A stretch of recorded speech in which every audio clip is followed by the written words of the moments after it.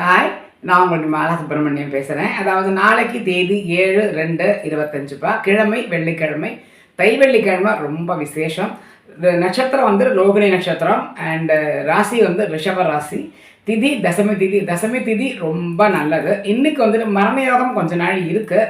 நல்ல நேரம் வந்துட்டு காத்தால 9:30 10:30, சாயங்காலம் 4:30 5:30. ஸோ அதுக்குள்ளே நீங்கள் என்ன நல்ல காரியம் வேணால் பண்ணிக்கலாம். ஏன்னா தை வெள்ளிக்கிழமை திதி தசமி திதி.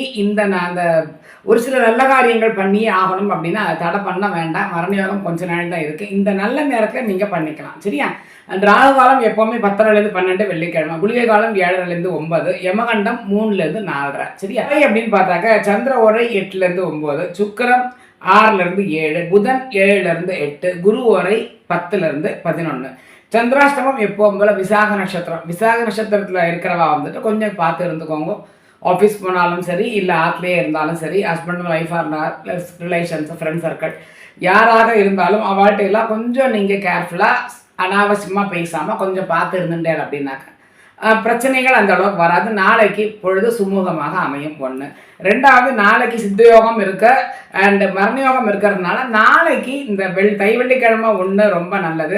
நல்ல நேரங்கள் இருக்குது, திதி நல்லா இருக்குது. ஸோ இந்த மாதிரி நீங்கள் பார்த்தேன்னாக்கா கண்டிப்பான முறைகள் நாளைக்கு ஒரு சில காரியங்கள் நல்ல காரியங்கள் நீங்கள் நல்லா பண்ணிக்கலாம்.